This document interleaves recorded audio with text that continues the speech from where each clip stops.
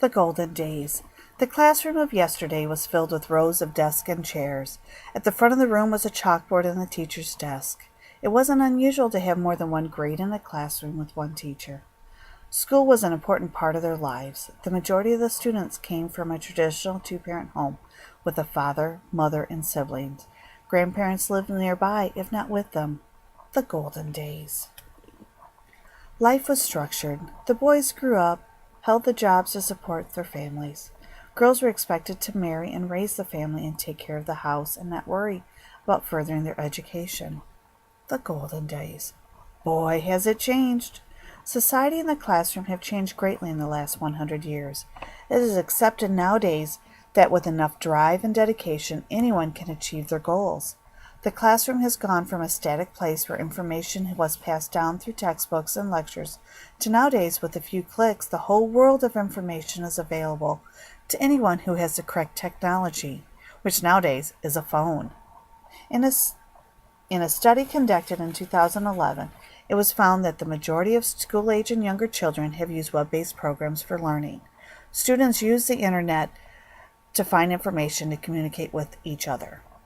Well, a global study on our kids and technology shows children are becoming tech savvy before they can ride a bike or write their name. The study shows that Canadian kids between the ages of 3 and 5 are using the internet less but enjoying it more. Most know how to use a computer mouse and play games. 40% can use a tablet or smartphone. 19% can surf the internet. Ask any parent and they'll tell you kids pick things up fast.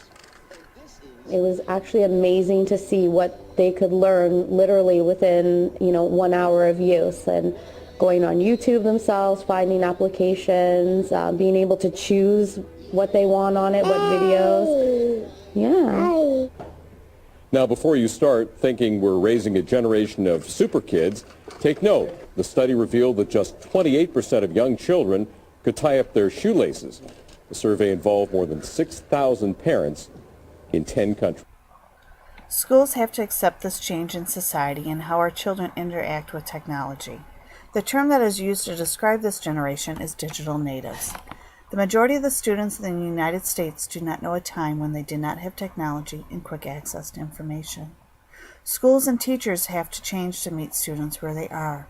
The time for static information in a textbook is past. Students do not memorize facts as much as learn how to find that information quickly. They also use videos and animation to help support information and secure it as they have been learning.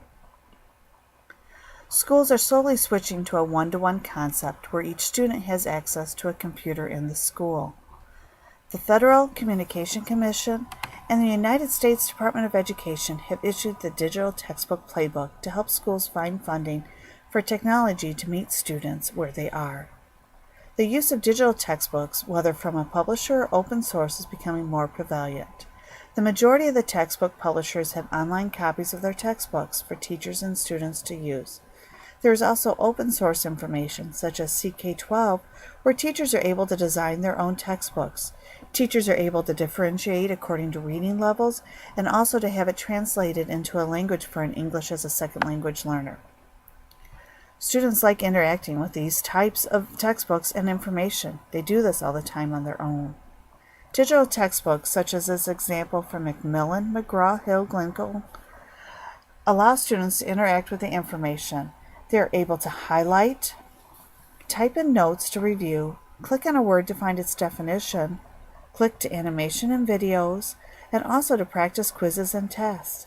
They are also able to access the textbook anywhere that they have internet connection.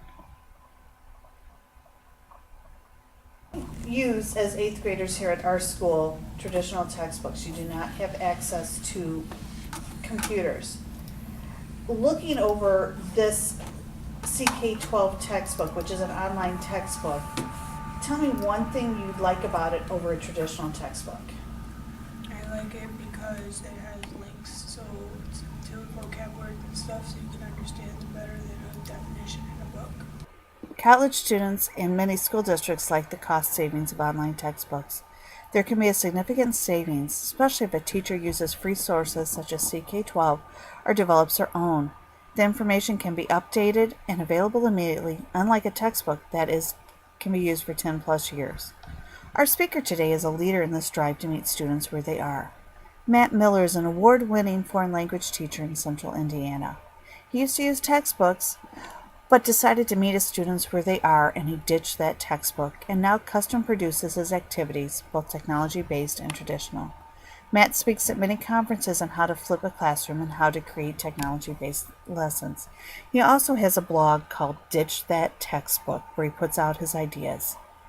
Our speaker, Matt Miller.